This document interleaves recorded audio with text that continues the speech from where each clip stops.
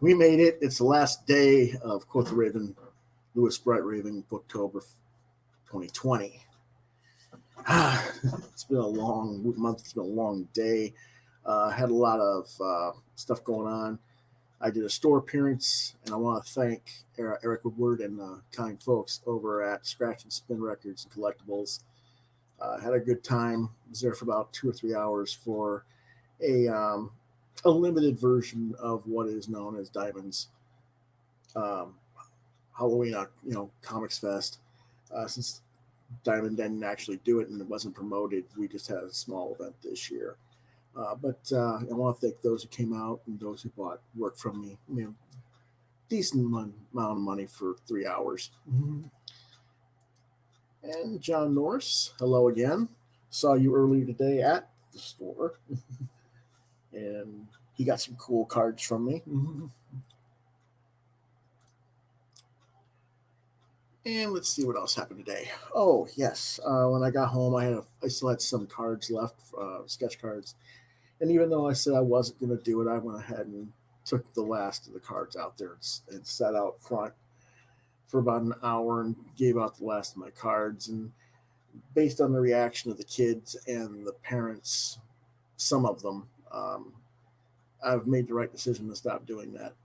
After moving forward, I won't be participating in the Halloween stuff around the neighborhood anymore. Too many kids were like, why do I want this? I want candy. And I'm like, okay, whatever. I'm done. So that's that. But, so that was that. But it was a long day. And so when I went to try and get everything on StreamYard, something was goofed up and it took me a while to get it all set up. That's why, part of why it was so late tonight. So before we, this silly thing's not doing what it's supposed to. There it is.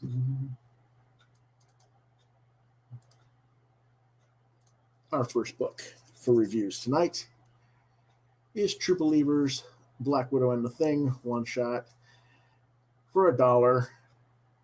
Publisher, Marvel. Writer, Chris Claremont. Penciler, Bob Brown. Inker and colorist is Klaus Janson.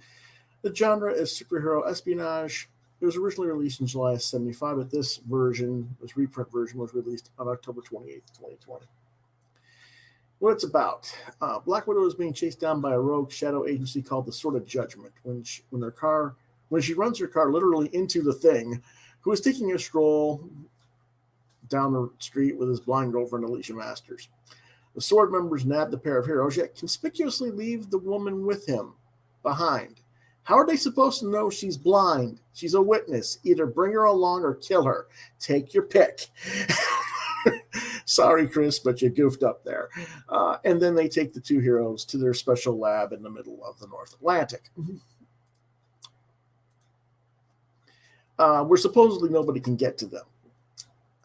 The head of the Sword reveals himself to be Natasha, Black Widow's ex-lover, and then he drops the bomb. I mean, they have a bomb they're going to drop that supposedly has so much explosive force that when it explodes, it will cause a cataclysmic reaction that will destroy the entire world. Now, why on earth would anyone build such a device? What the hell good is it? I'm going to destroy the world. Yeah, okay, so what do you plan to be living on afterwards, genius? Yes, this is a really hokey 1970s comic reprinted to coincide with the Black Widow movie that hasn't come out yet due to COVID. At least as far as I know, it hasn't. I'm sure if everything were normal, these $1 Black Widow reprints would be selling like hotcakes. But even a diehard Chris Claremont fan like myself really couldn't get into this silliness. Maybe if I were 3 or 4 years old, I would have liked it. I don't know. But it is a funny coincidence that this was originally produced and released when I was 3 years old. Bob Brown's art doesn't do much for me. There's nothing bad with it by any means. It's standard fare for the era. It just, I don't know, it just doesn't do anything for me. I would say it's actually rated for ages 7 and up, and I only gave it 2 stars because the story just does not hold up after all these years. But let's take a look at some of the art. This is Bob Brown with Klaus Janson, and you can see the Janson ink work in this pretty clearly. I thought Alicia was a blonde, not a redhead, but it could have been miscolored by Jansen very easily. I'm trying to figure out what kind of cars are going on here. I mean, you know, the tiny sports car. Yes, is it a Corvette without a roof? What is it? Yeah, I just wasn't really sure what it is, but it's okay. You know, it's just there. She runs into the thing quite literally, as you can see. And then I just cut to the chase and got to the pointification of what's going on with the story. It's okay, you know.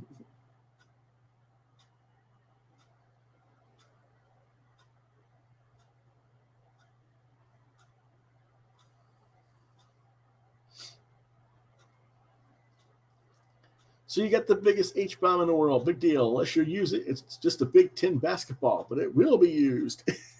And you're going to be at ground zero.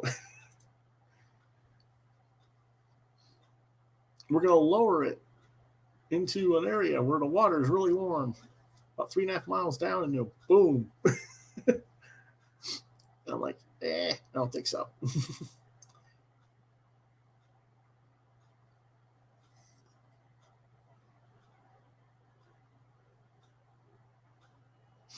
But it's there.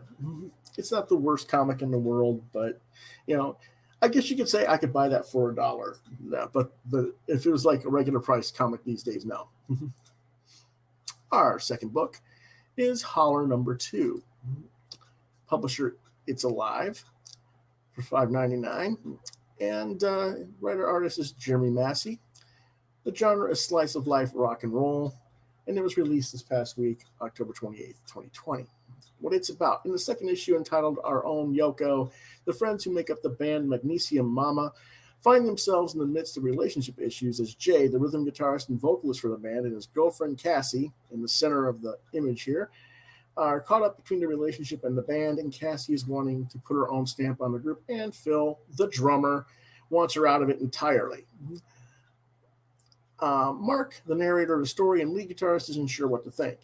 It even creates tensions between Jay and bass player Dave, who's on the right of the image, because Jay thinks Cassie might be cheating on him with Dave because they're in a theatrical play together and doing rehearsals and stuff, and she's not seeing him because she's doing busy things and so on. Anyway, Mark's girlfriend Jennifer points out that Dave is possibly gay, or at least that everyone around there seems to think he's gay. So why would he think that she's with him? It doesn't make any sense. What's going on? Jay's being silly. So when Dave doesn't come to a band practice because he's rehearsing for a theatrical play with Cassie, Jay starts to lose it. Will they get over their issues, talk it out, and survive the drama, or will the band implode? And if they do implode, whose fault will it be? I vote for Phil. He's such a pill. Keep on rocking, everybody just chill. Sorry about that. Anyway, it is a realistic portrayal of how teens and young adults can be selfish, immature, and hurt one another without meaning to, and how it can affect bands in their early stages of existence. Massey's got a couple of other short features in this issue as well that are quite amusing. It's a very solid second issue, no sophomore slump to be seen here, and it looks to me like he's got a product that will consistently entertain audiences. Recommended for ages 13 and up, rating 4 stars. I am showing the back cover because I really like the back cover on this. The girls look very cute and attractive for teenagers. They're not overly sexualized, but you can see why the boys in the band like them and are attracted to them. So very cool, very well designed characters. Let's take a look at some of the interior art. This is when they, right after the play is over and Jay is accusing her of screwing things up. So she's, they leave with Dave and Stan, who's another member of the play, and Mark is driving Jay to a gig that they were supposed to get that he canceled because he's wanting to meet this other band and give them a demo. But he basically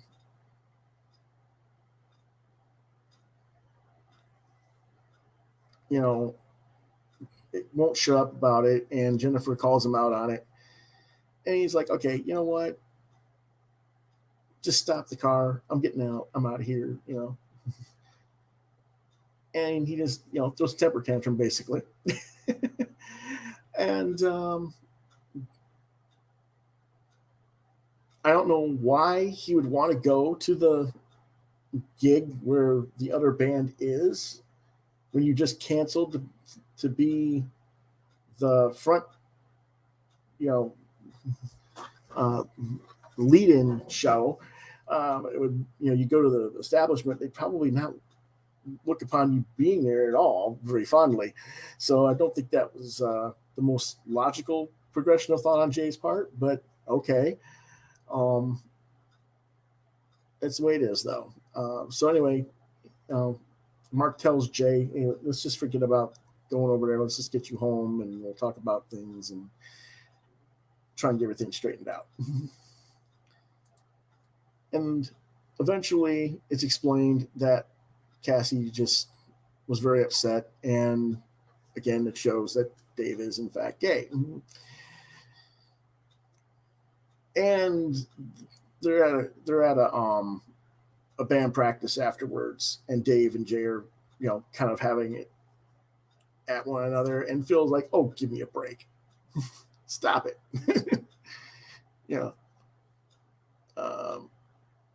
And feels like, or Dave's like, not Dave, pardon me. Jay is like, hey, you're the one who started this and said it was going to happen.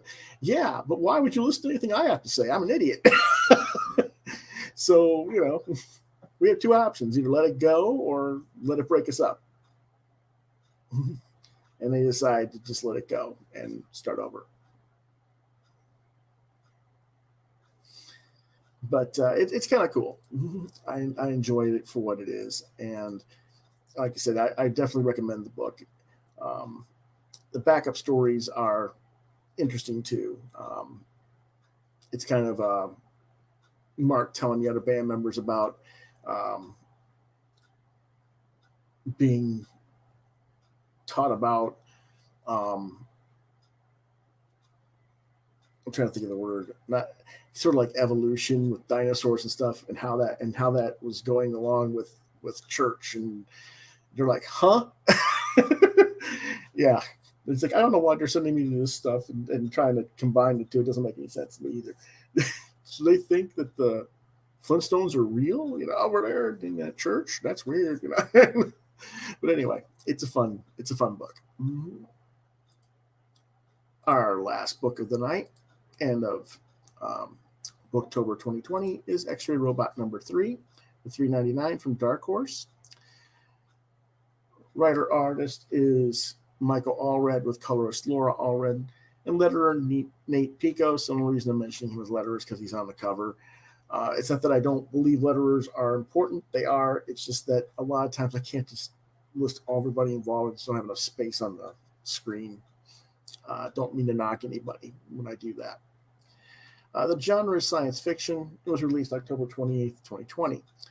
And what it's about is the X-Ray Robot has taken Max Wilding, and the X-Ray Robot is Max Wilding from the future. But he's taken scientist Max Wilding and his associates through multiple dimensions, each of them splitting off into different dimensions as they try to stop the ultimate nihilist before he can put an end to both Max and reality itself. While his co-workers are thrown into strange timelines that threaten their safety and sanity. Max discovers the true identity of the ultimate villain, but what will that discovery mean for him and for the universe? Recommended for ages 16 and up. I give it 3 stars. It's not, I won't say it's confusing, but I needed to go through it. I'm going to need to go through it a couple more times probably. I've already read it twice. And it's not that it doesn't make sense or that it's confusing. It's just not having enough sleep and not having read the first two issues in a long time because of COVID delays, I'm not entirely. I don't think I'm up to speed with what's going on. But basically, is what I'm trying to say. It's not bad looking though, and it's it's a typical Mike Allred comic. So it's an average modern comic. Let's take a look at the art.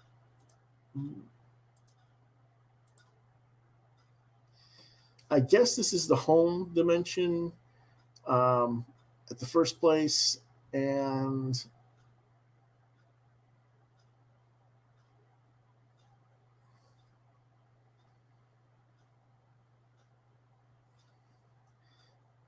basically the lab exploded and they don't know what's going on other than Max isn't in there, and his wife is like, hey, tell me you got a plan. Now one of the people, the female associates,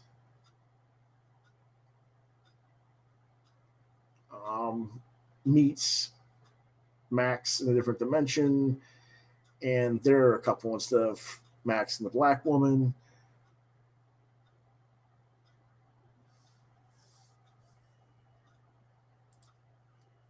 And then Max himself is dropped into this dimension, and he's like, oh, okay, this will be not cool. He does like seeing some of the stuff. He's like, oh, the original, and there's a picture of Mike Allred himself, another picture of Mike as a bust, comics with Madman in there. It's cute.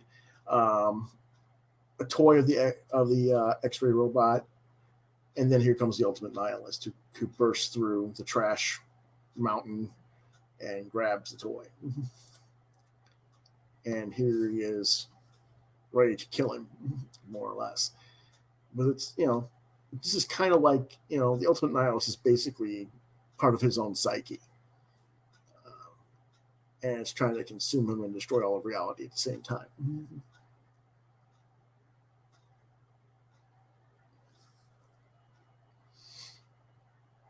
And the art's, very clean, very nice stuff, way Mike always draws. And it's just, it's an interesting story. But it is kind of like, okay, what's the next game plan? And basically, he does escape that character. The X-ray robot does go to each dimension and pull each one of the members back out to safety. But when he gets to him, it's like, I can't pull you to safety per se. I have to pull you to this one other thing that I was hoping I wouldn't have to, but now you have to go back to wherever the next place is because you can't stay here. So, and then it drops off with to be continued. So I don't know exactly where Mike's taking it, but it's okay. It's, like I said, an average 3-star book. And that covers our show for the month, I guess you could say. Yeah, that's it. So, channel for next month. Starting on November 5th, Thursday, will be our show, a regular Thursday show. And what we will have is a continuation of this week's show, I should say, this past Thursday, with the underrated creators. I'm going to propose, not propose, but present some more underrated creators that you guys should probably be more aware of. And we'll do some more exploration of the crowdfunding scene. And hopefully I can start showing off the final t-shirt stuff by then. I don't know yet. If not next week, then on the 12th, we'll show the t-shirts and let's get stuff ready for sale for the holiday season. On November 6th, Friday, November 6th, in the evening, I haven't scheduled a regular time for that yet. We will have a live draw event. And every Friday or Saturday, we'll have a live draw from here until the end of the year. And then we'll start shifting into season 3. And season 3, we're going to have, like I've said before, multiple days of programming, starting on Mondays with Monday rants, Raven rants. Thursdays will be the regular night program, and every weekend, hopefully, a live draw. So if you have any other questions or concerns or interest in asking me about stuff,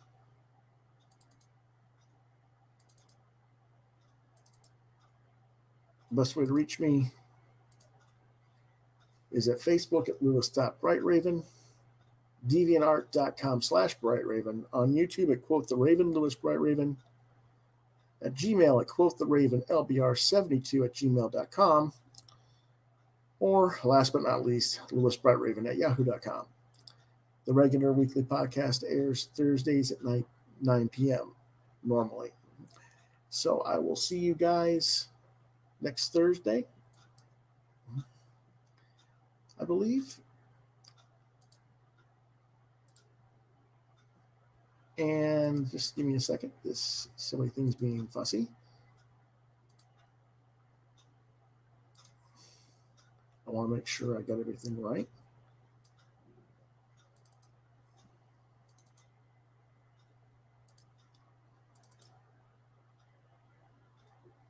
There we go. I will see you guys again next week. I hope you all enjoyed your Halloween, had a safe, festive weekend, and we'll see you next time.